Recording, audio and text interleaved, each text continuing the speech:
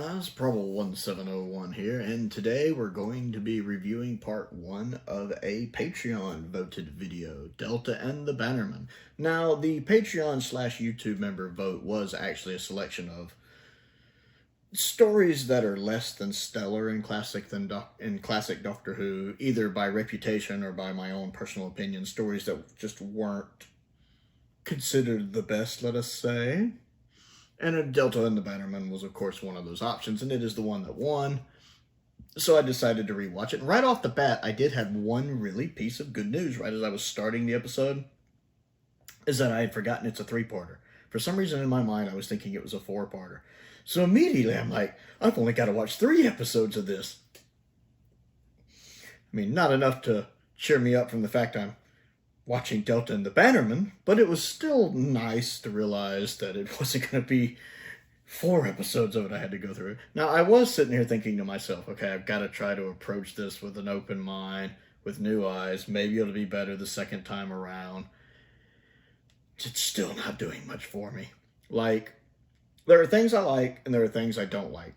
The main thing I don't like is that the story is uninteresting. I'm not getting into the story at all. I'm just getting bored. But there are things I like. A lot of the performances are good. Sylvester McCoy is really good in this.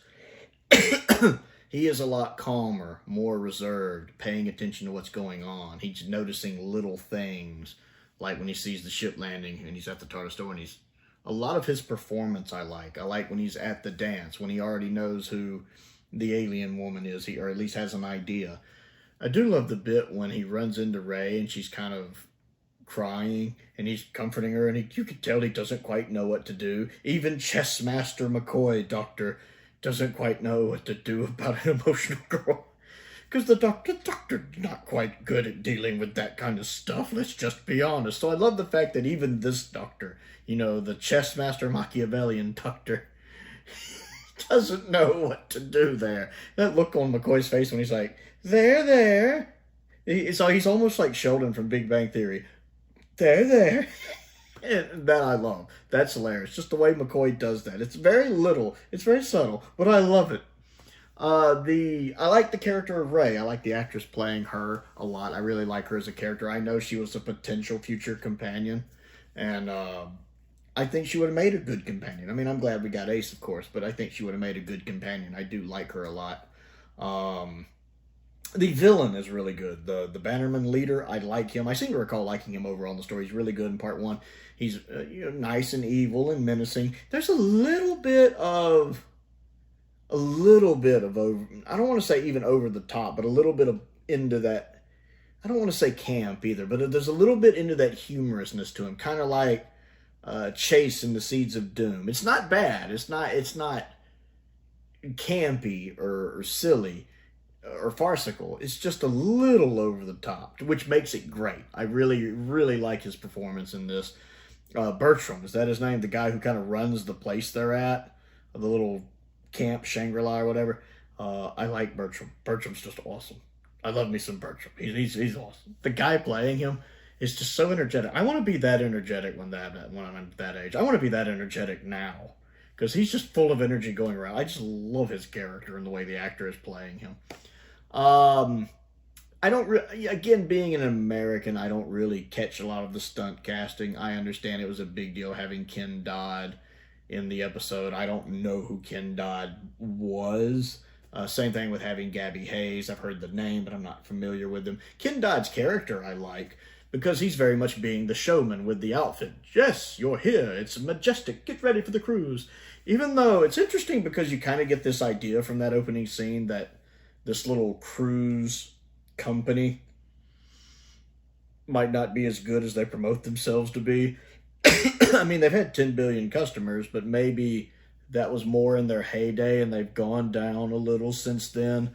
Maybe they're the blockbuster of their time where their heyday is long gone.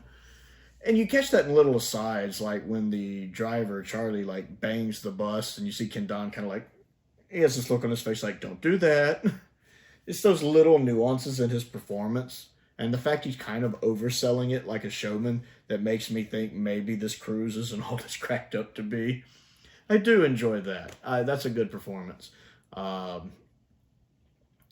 his death is something else. His death is something else. I like how even his death is overacted a little bit. I don't know why, but that's funny to me. I think Gabby Hayes, I'm guessing, is the older cop. The two cops, oof. The two cops that are supposed to be American cops, I'm having flashbacks to the gunfighters because those American accents are...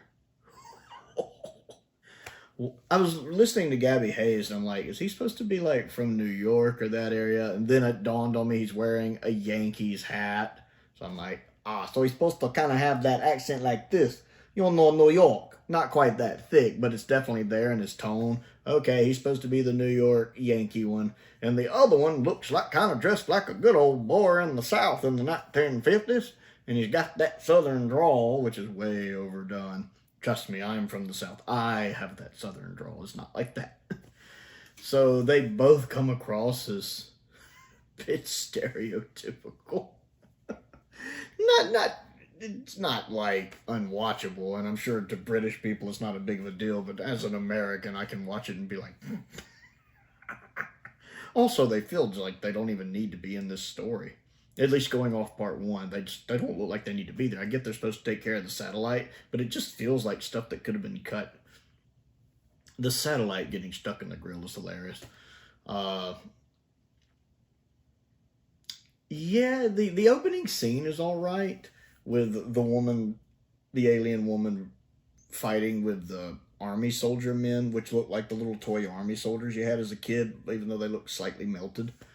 I don't understand why they all look like that and she looks normal, but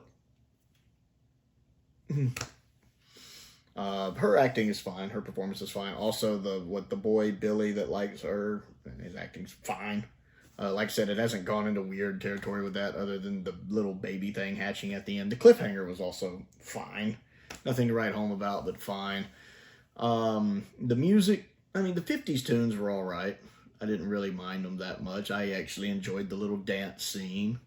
And seeing Ray kind of react the way she did when, you know, the guy she's known since she was a kid and likes, you know, this other girl shows up and immediately he's more into her. And you can see her frustration. That's exactly how someone her age would react, so I buy that. Some of the incidental music, sometimes I have a hard time adjusting to some 80s incidental music, and this is one of those. I'm like, so we'll see how that goes. So far, I'm still not really enjoying it, despite the things I like.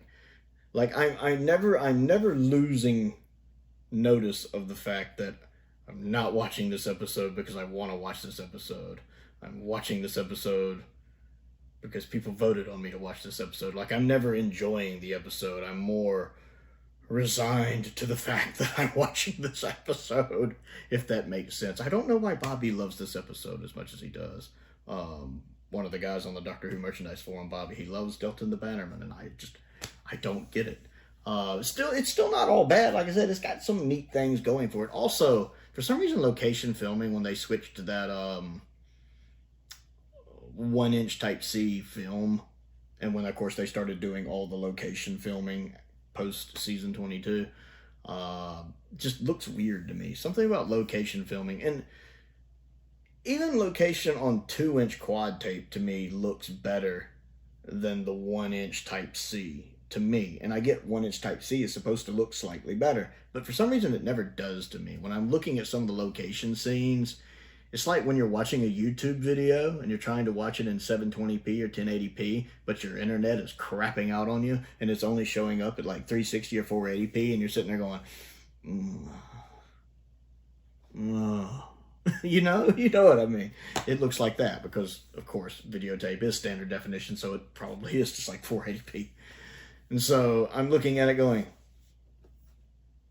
and for some reason, when Doctor Who, the location work is shot on film, it doesn't bother me. I kind of like the look of it shot on film. Maybe I'm just used to it more, because most of Classic Who, the location work was shot on film. Not all of it. I mean, Sontaran Experiment, Robot, and Stones of Blood were Tom Baker stories that were shot with outside video cameras. But to me, those still look better than what we get with this 1-inch Type C. So every time I'm seeing location work, I'm always like, I need my internet time to speed up so I can get my better picture in, like the back of my mind is trying to do that.